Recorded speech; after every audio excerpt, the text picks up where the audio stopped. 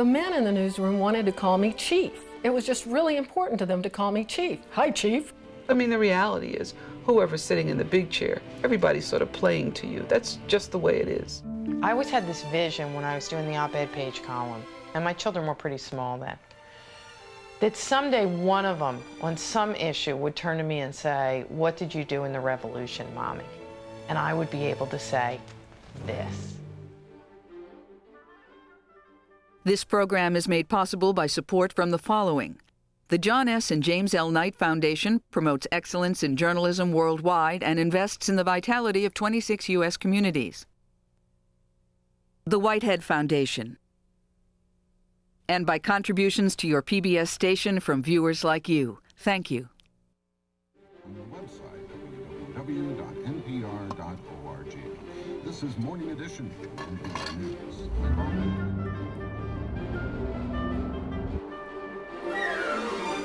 This is the story of 10 women in positions of power.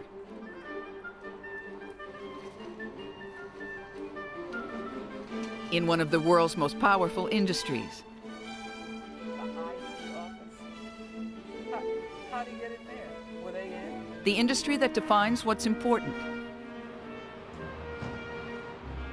what matters, and how we live our lives.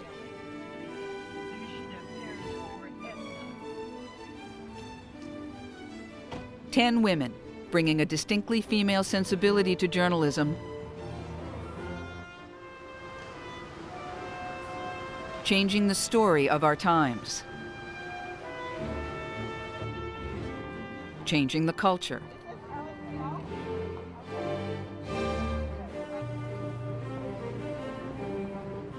and changing the world.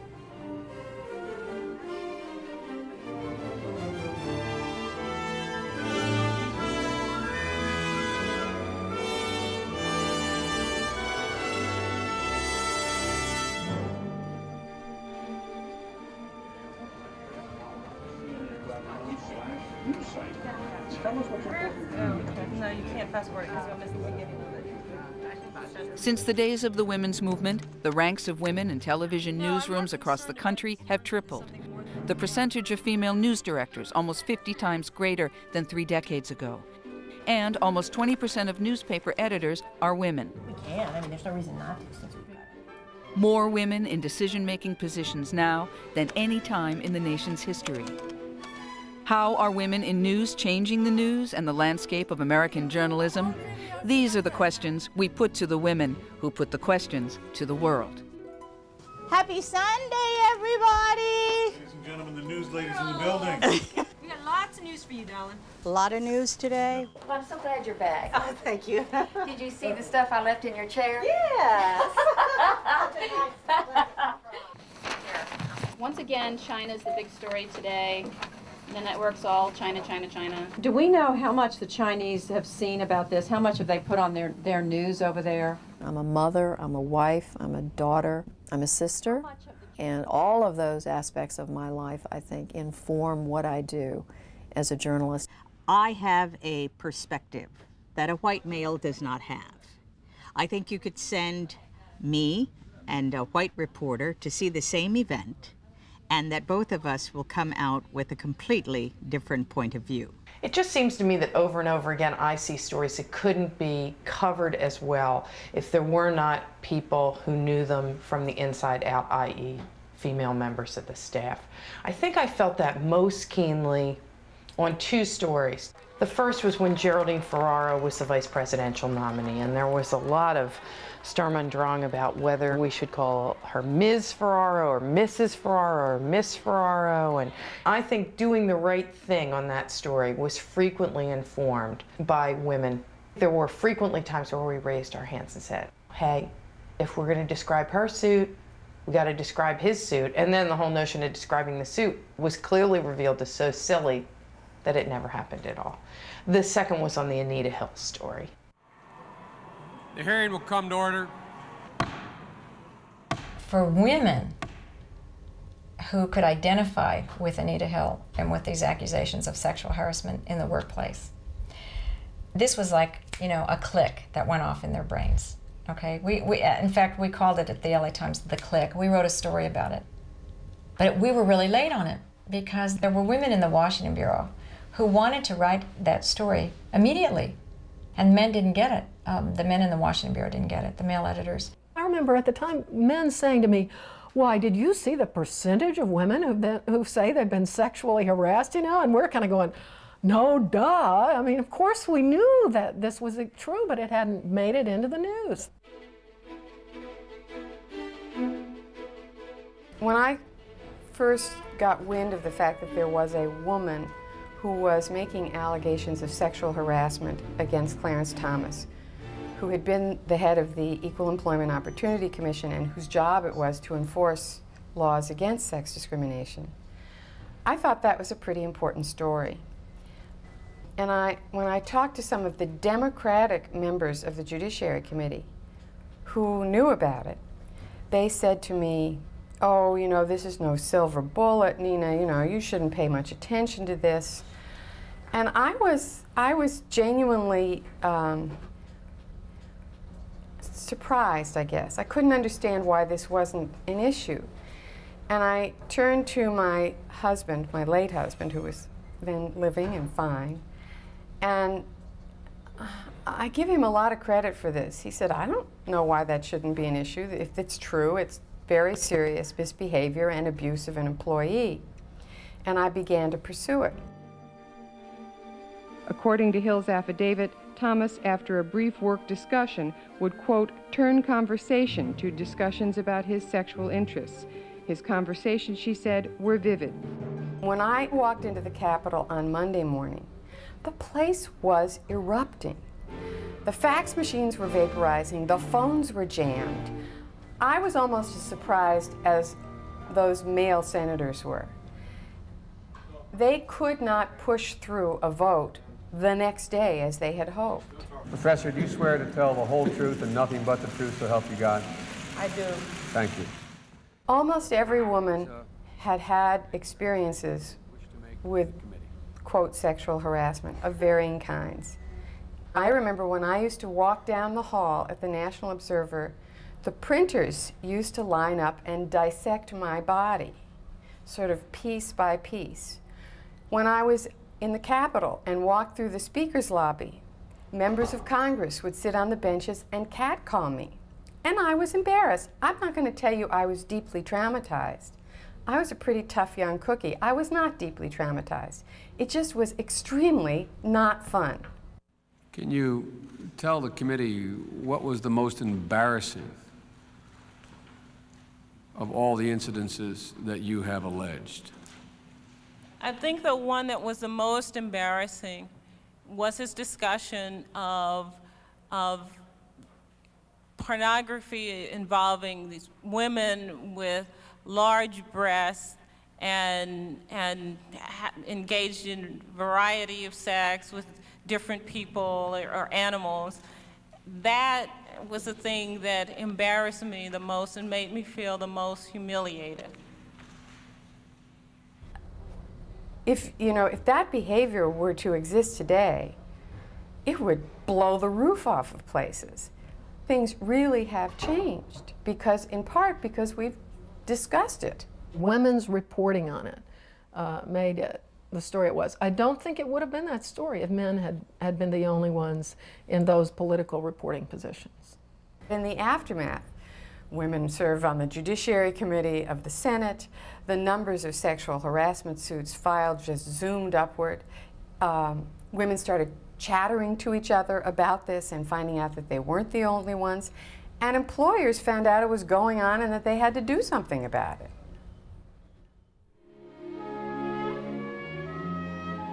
Newsrooms really were very traditional macho places. For most of us coming into newsrooms 30 years ago, say, but the pressure was to be just as macho, just as unfeeling, just as rigorous about exactly what news judgment meant. You know, you didn't come in and say, "Oh, there's this really interesting thing happening in the classroom," if in fact you were supposed to be covering the Board of Education. You sort of got your cues, and the last thing you wanted to do was stand out and be different. You were already different, you know, you were a girl. When I started out at one of the wire services, I had a bureau chief who thought it was really amusing to come by and snap my bra while I was sitting there working on deadline and say, "Twang, twang, Robin Hood." And I was mortified. But after I got over my initial embarrassment, I'm one of those people, when I get embarrassed, I get a little speechless, that I just simply turned around and said, "Don't do that, that's not funny." The ABC affiliate news director sat down, we had a good conversation, we talked about what we want to do. He offered me the job. There I was, a senior at Duke, majoring in political science, and I was so excited. And then as I get up to leave, he says, "And by the way, how could I not hire somebody with legs like yours?" One of the worst things, because I had never seen anything like this before, and they did this several times, was to open the door to the announce booth and drop their pants and moon me while I was on the air. And what this ended up doing was making me stronger than ever. My powers of concentration are amazing because I was put through the fire. In fact, they even set fire to my pages one time. There were always some reporters, women reporters, who went covering wars and so forth, but they were few and far between. Sarah McClendon stands out as outstanding. It was May Craig. Liz Carpenter was terrific. She got us into the balcony in the National Press Club in 1956 when she became president of the Women's Press Club. And so many women, really, I think, were real leaders and fighters.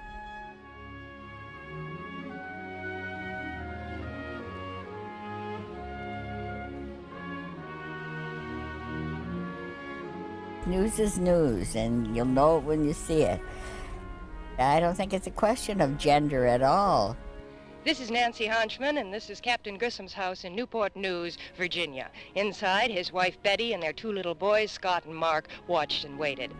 If the American people allow Khrushchev to do this, then the tiger is truly within the gates. This is Pauline Frederick, NBC News at the United Nations. Mrs. Eisenhower, maybe we can clear up some misconceptions today. There was some thought that your husband was not a great reader, that really all he read was Westerns, but this is not true. Well, that's because he was a very deep reader. Food is adequate, rice is the main dish, but the kitchen is in poor condition, and the soldiers of the 578th hope to make improvements in the future. Marlene Sanders, ABC, Zem Moi, South Vietnam. The great thing is that editors no longer discriminate as to whether you are a woman or a man. They just want you to produce. Ladies first. Ladies first. Yeah. Hi, Helen. How are you?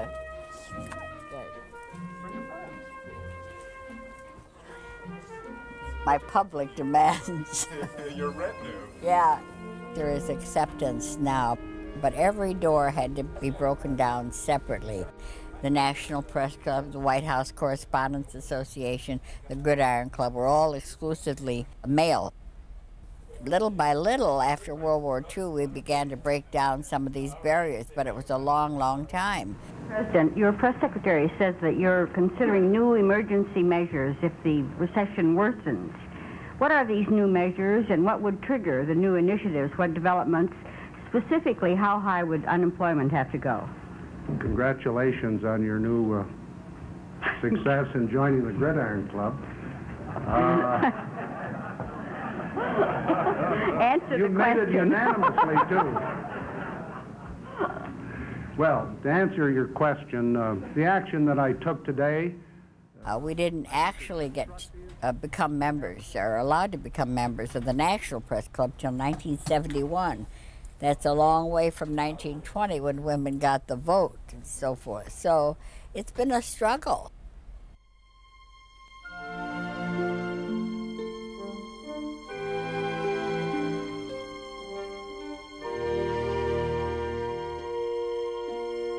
There were all these women before me upon whose shoulders I got to climb. There were a lot of women who made it safe for me to be the first op-ed page columnist on the paper, I think, who wrote in a kind of a flagrantly female vein. At the time, Anne O'Hare McCormick and Flora Lewis were writing their columns. You know, the goal was really to blend in. The goal was really to be as much one of the boys as possible. I got to be the first wave of the "we're not the boys anymore."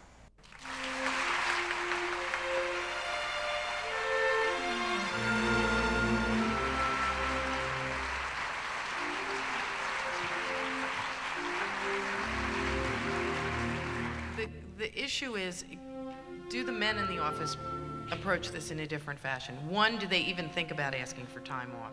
Well, I'm told that the men are also... When I first started at the New York Times in 1977, I used to go to the ladies' room all the time. I think everyone thought that I had a weak bladder, but I actually was looking for friends. And an awful lot of them turned out to be clerks because women hadn't been hired at the same level that I was.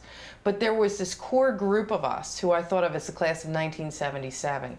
We were the direct response to a suit called Boylan v. Times, which was a class action brought by 6 women at the paper, charging that it didn't hire, promote, or pay women in parity with men. And so suddenly they hired this crew of us. Once you got in, it was just like 2 questions. Can she deliver, and will she cry? The second was fatal. I mean, there were times when I'd just been ripped up and down in a very loud voice at the desk of an editor, and I just, you know, and maybe 15 minutes later I went into the ladies' room and just shook, but you never let them see you shake. It was hard because you didn't want to ghettoize yourself. I was asked that all the time about my op-ed page column. Well, if you write about childcare, and you write about abortion, and you write about feminism, and you write about sexual harassment, aren't you sort of ghettoizing yourself in the girl group? The answer I had was that those were the cutting-edge issues of the end of the 20th century, and that my colleagues were excellent columnists, but they didn't seem that inclined to cover those issues. And I wrote conspicuously as a woman. This is why I believe Anita Hill. This is why I feel so strongly about parental notification. This is why we need a national child care policy. There was that sense of bringing the public and private together that I think was particularly female. He finished his biopsy. He was feeling fine. Okay. Last night, after a speech, a woman came up to me and said, I don't know if you remember a column you wrote called Enough Closet Space, and I did. But at the time that you wrote it, our son had just come out to us. And after reading that column, my husband and I treated him entirely differently than we would have had we not read it. I made one gay guy's life a little bit better by sitting down and cranking out a scant 730 words. That's astonishing to me. It's astonishing to me that I have the opportunity to do that and the privilege.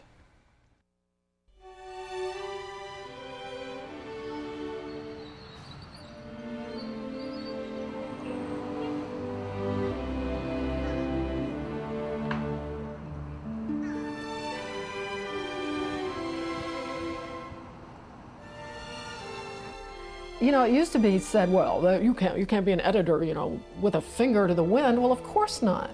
But you do need to be an editor who understands that you're having a real impact on your community. We'll have a really good day, sweetie.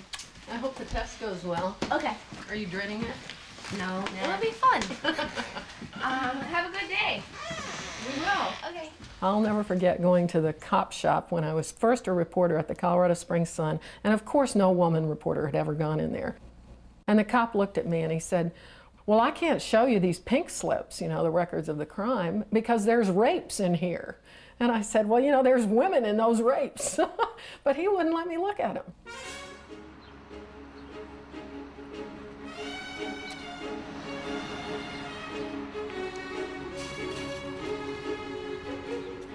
There was a long-time journalistic tradition of not using the names of rape victims because of the special stigma attached to rape.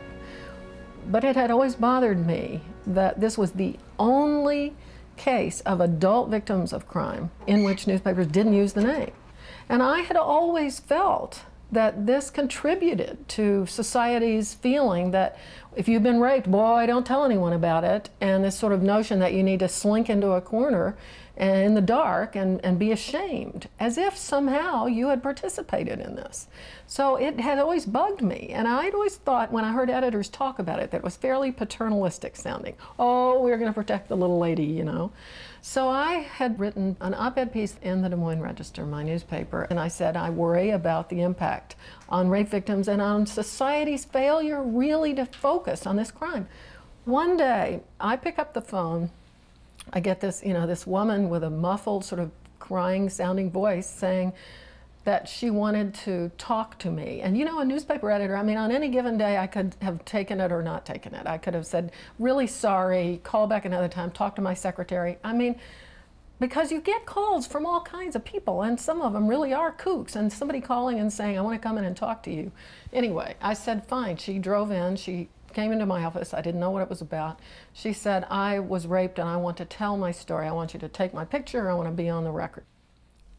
Nancy Ziegenmeyer was a woman in Grinnell, Iowa, who had driven into Des Moines about an hour's drive one morning to take a real estate exam, and she was in her car in the dark morning, and this total stranger broke into the car and raped her. Months later, this wonderful reporter of ours, a woman named Jane Shore, turned in this marvelous piece that really looked at this rape forthrightly. Nancy Ziegenmeyer had been brave about this, and we were determined to meet her courage with our own frankness in presenting it.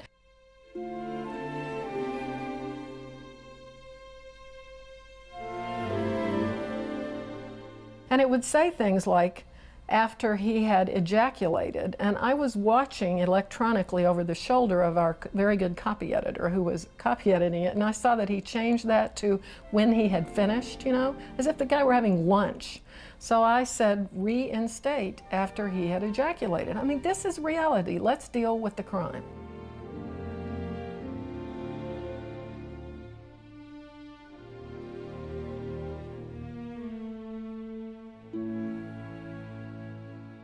Now, one of my colleagues came in to me and he said, I really think this is going to be difficult for blue-haired ladies and 15-year-old girls. I'll never forget the phrase. And I was telling him why I thought this was important to do and why I thought it would reach people. He said, why don't you write that? And it's really because of him that I wrote this editor's note that I do think made a difference. Were you at all prepared for the reaction that you got after the series of articles appeared? Oh, absolutely not. Geneva Overholser, the editor of the Des Moines Register, said to me at one point, Nancy, your life is going to change after this. But I don't think Geneva nor myself had any idea how much my life would change. I will always be grateful to Nancy Ziegenmeyer for being willing to say, I'm a rape victim and I don't want to hide. But in the end, I don't think it was the little old ladies and the 15-year-old girls who had trouble. I think it was the men who had trouble. But people of both sexes and all ages welcomed this as an important piece of journalism. I think readers are willing to be shocked, they're willing to read difficult things, but we as editors have to be far more willing to help them see why we did it. I think that's one thing that women editors may be more willing to do. Editors have been like medical people. It's like a priesthood, or this is Greek to you. We can't really let you in on the secrets, what goes on behind the scenes. We need to let people in on the secrets. We need to let them know we struggle over these decisions, and we need to let them know we care about how it affects them.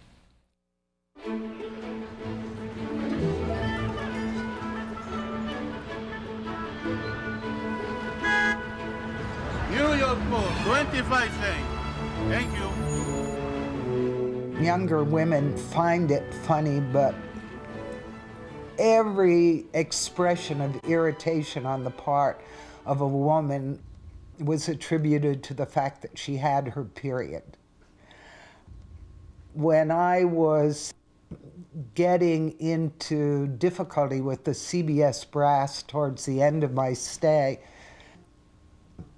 they said that I was premenopausal.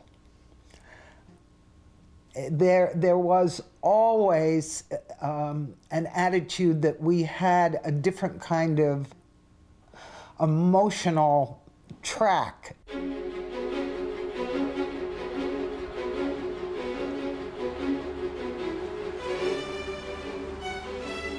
One of the first pieces I ever did was on menopause. And I called the piece The Last Dirty Word. And the men were horrified by that piece, absolutely horrified.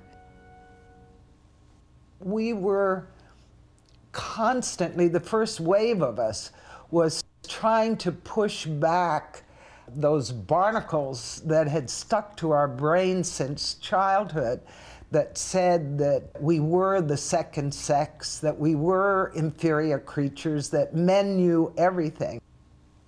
There was an assumption when I first became a producer that I would wash the dishes when we worked late at night. The boys, even if they worked for me, they didn't do that kind of stuff. It was woman's work. And one day I rebelled and I said, you guys pick up the dirty plates and take them to the sink. It's just that simple. But we had, we were in a box, and some of us were programmed to want to climb out.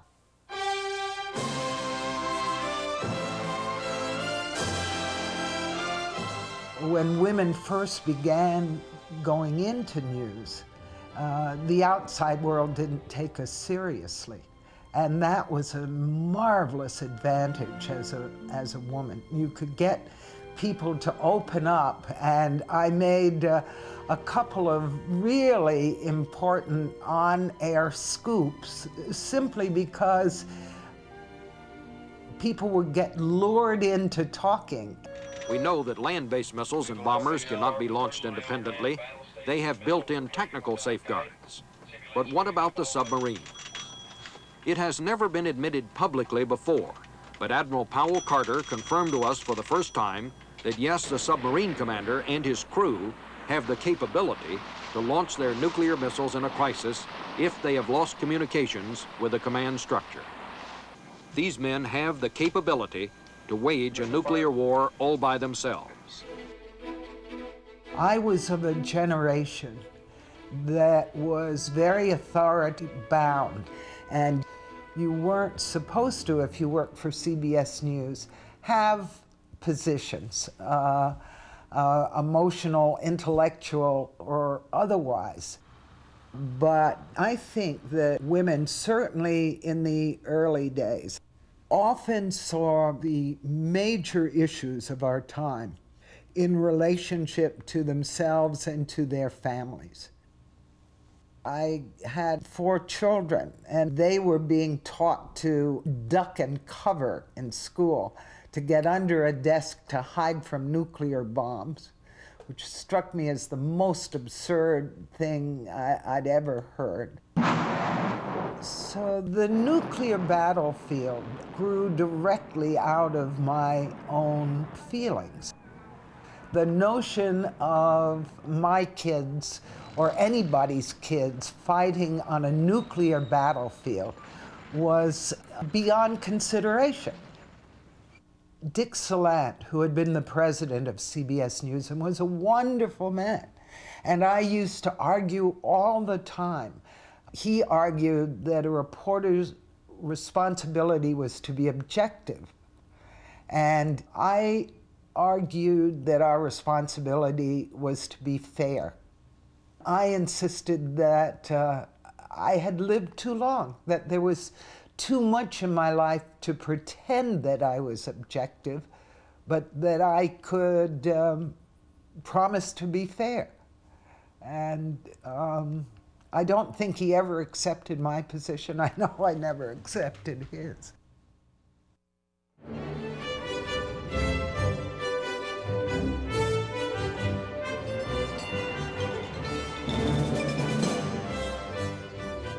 Everyone has what they believe in their own mind is the truth. One of the things that I've done here on the editorial page is to start a format that's like a pro and con format, where we'll have one side of the issue and the other arguments, and then we'll have our view. And I found readers respect that so much. But you can't please everybody.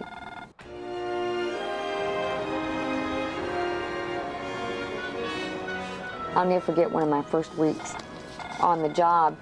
Somebody was angry about editorial, and they were going to come down and demonstrate, throw bricks through the window. And I said, well, I must be doing great because people are talking about blowing up the building. What you strive for is to lay out what you think is an opinion with integrity, a thoughtful opinion, a well-grounded opinion. I don't believe in sort of cheap shot editorializing, like calling people pond scum, that kind of thing. It might be kind of fun, but trust with reading that. Look at some of the news editorial with the politics, with the game. Ready to meet? Oh, I'm not ready. Wait. Ready to meet? My style is soft in that I try to be people sensitive. I think that's an asset because this is a very people intensive business. Either you're dealing with writers, and let's face it, you know, it's not like running a chicken factory. Trying to get writers to produce is like trying to get eggs from peacocks. I can do it in 300 words. Could we make it the lead on Sunday? You got to work with them. This is a good mix. I've got China, I've got Cincinnati, I've got 10%. In order for those positions to happen, I've always tried to run my department in a real HR sensitive way. We've had this long-standing rule that if anybody needs to bring their kids down here, they do. One of our editorial writers has two little girls, and they were down here, and they did a portrait of me, and this is the boss, and it's me with the dress on. And I thought, well, that's great. I'll just save that.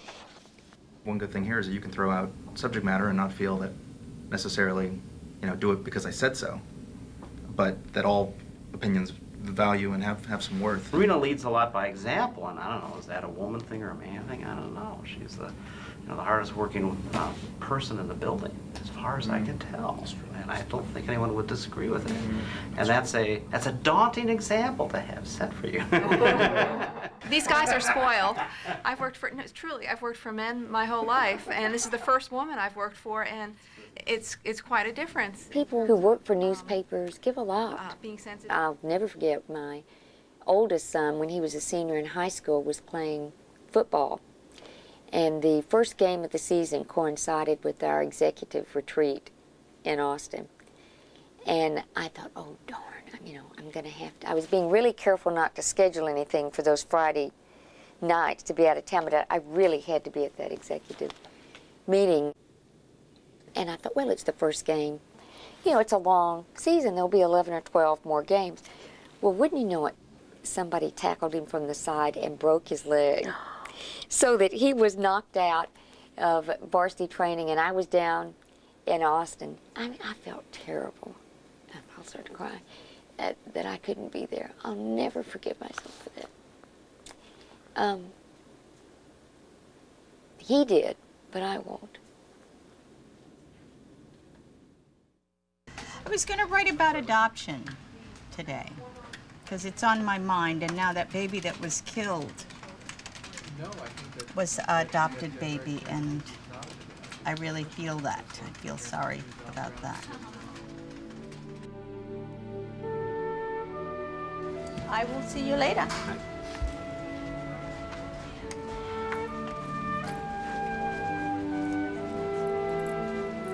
And go through the second half of the script here as if we're going to track it this way. I just have a feeling it's what is interesting is, so here we go. Riverfront Business and John any Sawyer specific description of the attack itself. The other passengers on board the missionary plane returned home today.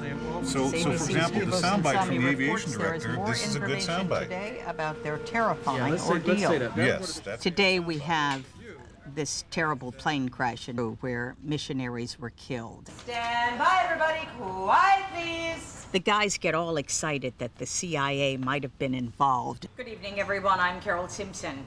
We know more tonight about the deadly attack on a missionary flight in Peru Friday and about the American connection to the accident.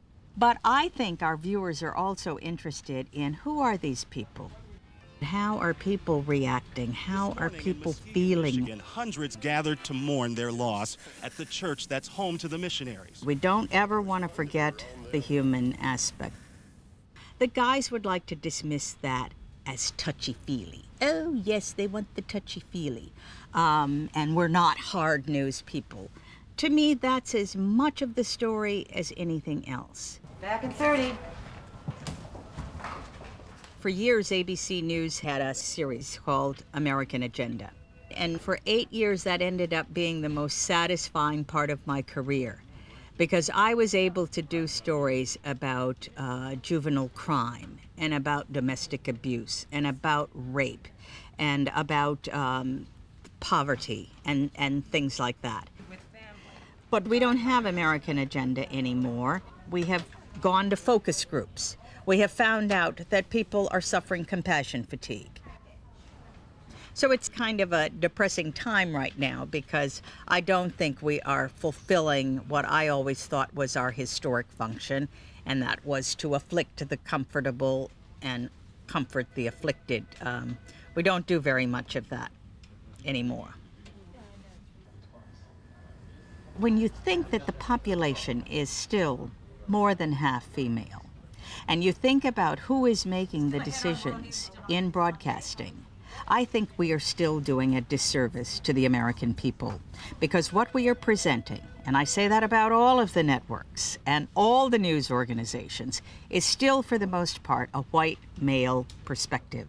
And it's actually a white upper middle class, middle-aged perspective. 45 back, not this time. It's Sunday, and if you look around our newsroom, there are 2 Asians, 2 African-American males. If you were to look upstairs at our editing suites, and if you'd look on the floor of the studio, you would see America represented. If you came in here tomorrow, on Monday, you would see a completely different picture. You would see no people of color sitting on that rim. You would not see very many women, and I think you see quite a few women here today. If you had asked me in 1974, when I started in network television, that in the year 2001, we would still have 3 white male anchors on the evening newscasts, I would have said, impossible.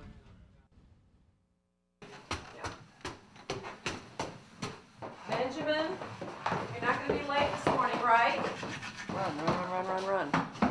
Benjamin? I can't even remember what it was like not to try to juggle kids and their schedule and their doctor's appointments and their play dates. And run. You've got 0 minutes to get there. And their homework and their lives, all that. 21st wedding. Sweetheart, it seems like just yesterday. Along with the demands of the full-time career of a journalist.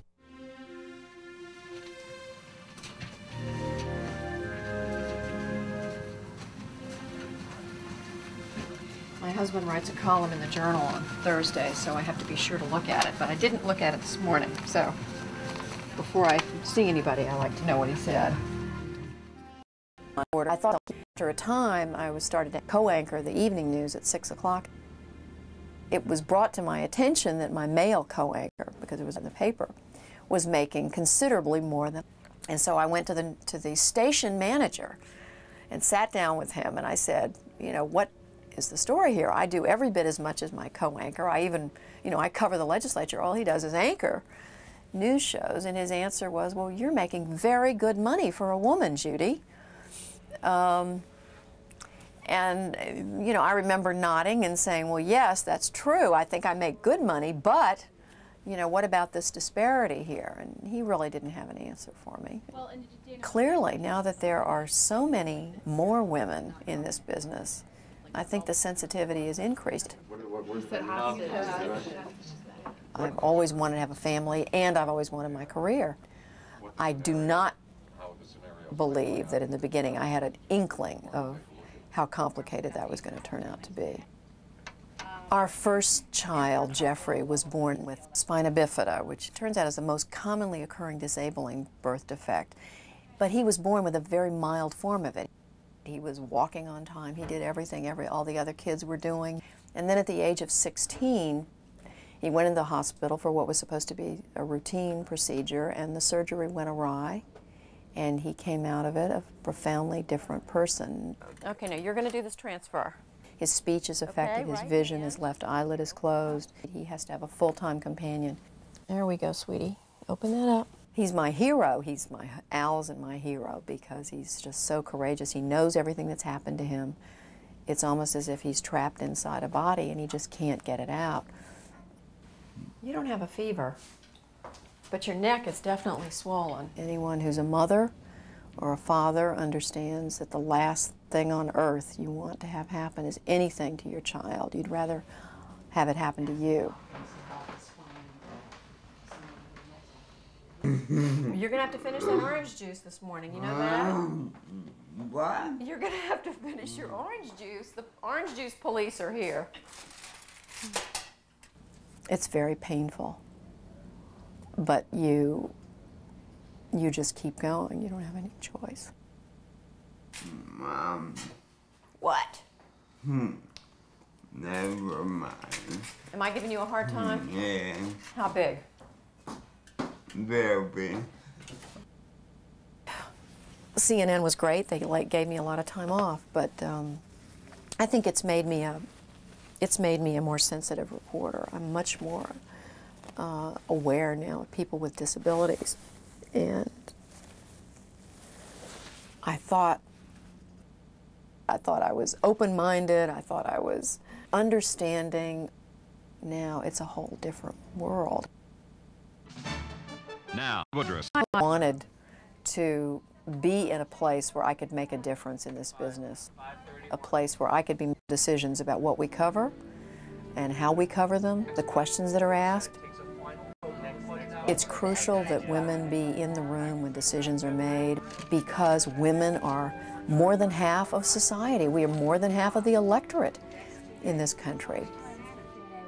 Carole, 3 minutes, okay. Republican leaders have Vermont Republicans. After the meeting, Jeffords sent Cheney a letter formally rejecting. I think younger women have been torn to pieces over the issue of work and home. And I don't think the women's movement has helped at all. I think all the issues of daycare and flexible time and all the accommodations, the human accommodations we could make to each other, we've simply not yet grappled with. So I think there is a real burden, and your love life suffers, and your married life suffers, and your home life suffers, and you better have a lot of energy. And then maybe we'll go out for dinner tomorrow night to celebrate our anniversary, since we're not going to do it tonight. Instead of tonight? Why don't we do it tonight? Well, I think we ought to take the kids, don't you? Oh, I thought you'd say that. I think there are not more women in management for several reasons. Part of it has been that women have not wanted to make the sacrifice that's required. I mean, when you're a manager, you are always on call. It's 24/7. And some women have felt, as I felt, that, you know, I want to be available as much as I can, but I want to reserve a piece of my life for my family, for my children. Hey, Judy. Hi there. How are you, stranger? So I've limited myself professionally that way, and I'm sure that's affected my career. What was it about? Now, having said that, I think we need to change the definition of what a good manager is and understand that they are going to have some time off with their families because then they're better managers. They make better decisions, men and women.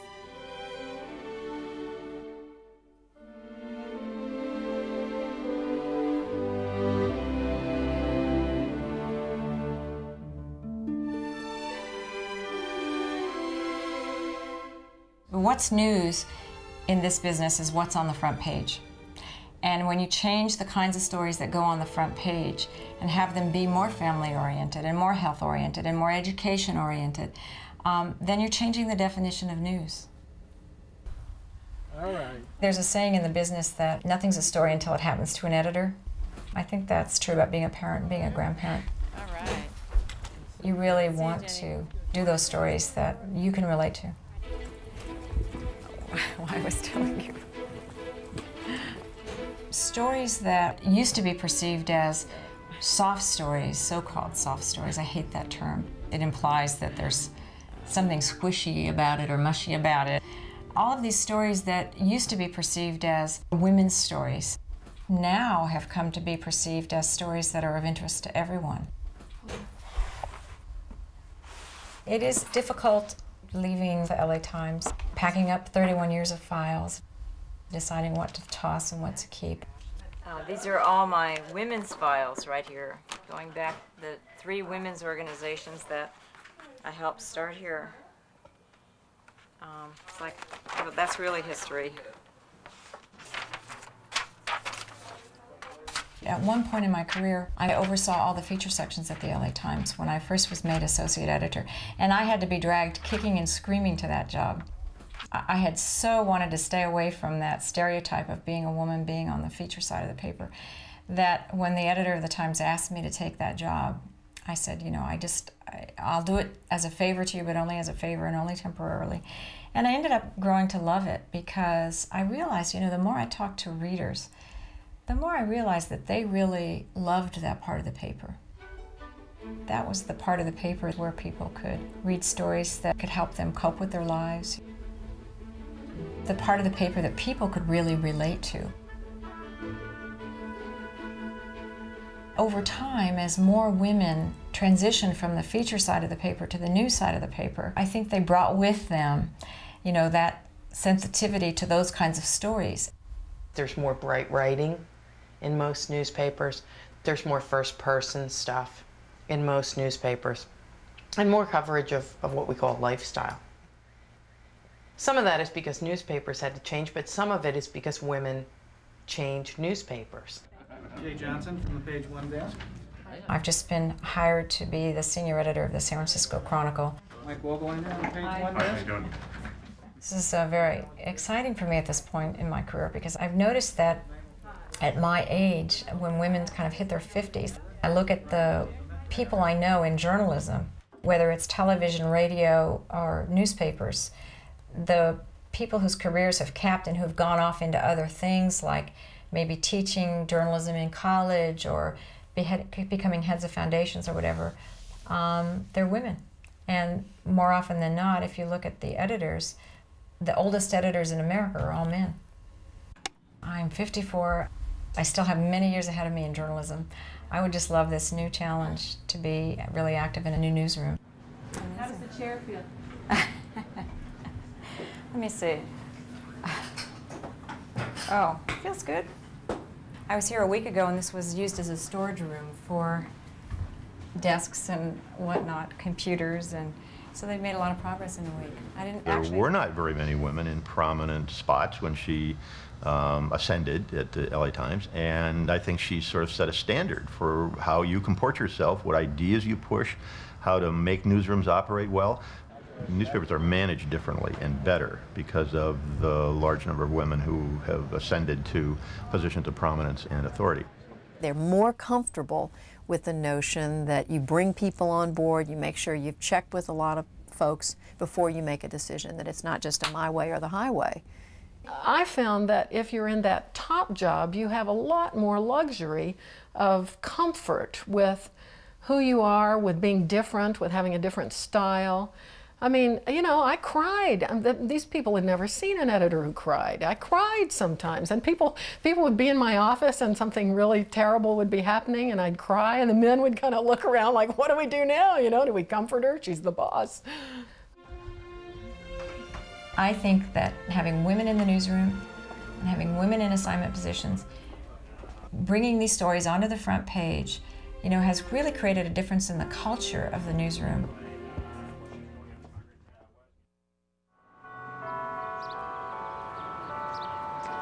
Probably my race, my gender, slowed down the process for me becoming a news director in New York. I'd estimate that it probably took about 2 years too long. That amount of time frustrated me like crazy back then. It really just made the veins pop out in my neck. I was so angry at times. But, you know, ultimately it happened.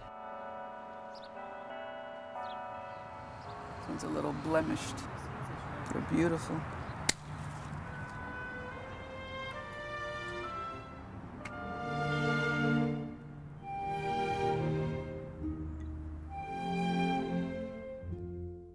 My parents are immigrants.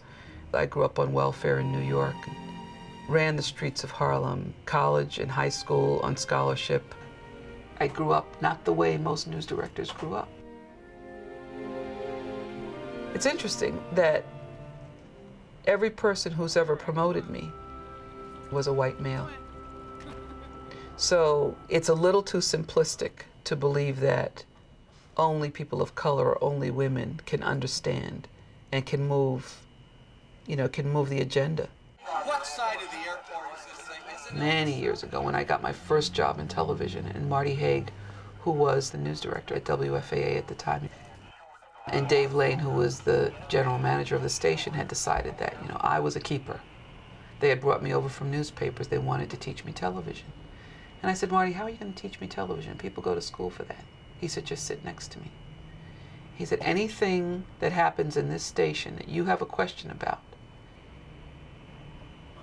I mean, one time I went to him and I said, Marty, I'd like to make some changes in this memo because the way it's written as sent can be very, very painful. He said, well, that's how I want it. I said, no, we don't want it that way. Let's think about having a, you know, a positive outcome where you don't have to really just, you know, zing the person. And he would let me do that. When I was named news director at WNBC on that day, I remember calling him in Dallas and saying, Marty, this is Paula. He greeted me, and I said, guess who I am? He said, you're Paula. I said, no, Marty, guess who I am? He said, you're Paula. I said, no, Marty, think about it. Guess who I am? He said, you're the news director at WNBC. And I said, Marty, you made it happen. And I hung up the phone, I sat in my office, and I had a little time to cry. I was so happy. It didn't mean I was the only one able. It meant that at that time, when that opportunity was presented, I was in a place and time and ready to accept the position. But I guarantee you, there were hundreds, if not thousands of women before me who could have done these jobs. There are hundreds, if not thousands, of African Americans before me who could have done these jobs, and children of immigrants. Do you consider yourself ambitious for power?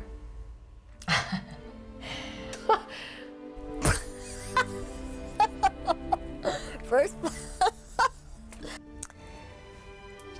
ambitious for power. Yes, I want more power.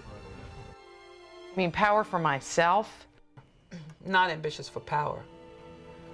I am ambitious for the ability to make a change. I once got a Peabody Award, and I looked out over the room, and I was amazed after years in which I was the only woman in the room to see just hundreds of women in this banquet room.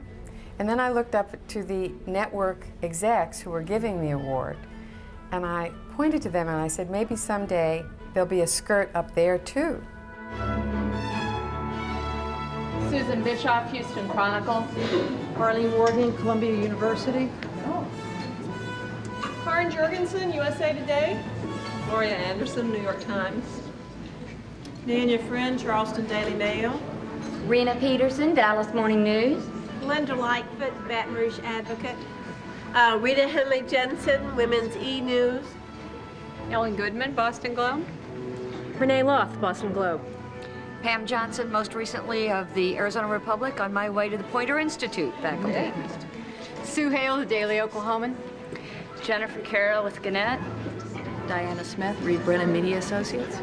Tondra Rush, American Press Works. Carol Pierce, National Federation of Press Women. Jan Tuckwood, The Palm Beach Post. Julia Wallace, Atlanta Journal and Constitution. Marsha Bullard, USA Weekend. Ellen Soderberg, St. Louis Post-Dispatch. Carol Stockstill, Foundation for American Communications. Charlotte Hall, Newsday. This program is made possible by support from the following. The John S. and James L. Knight Foundation promotes excellence in journalism worldwide and invests in the vitality of 26 U.S. communities. The Whitehead Foundation, in memory of Nancy Dickerson Whitehead. And by contributions to your PBS station from viewers like you. Thank you.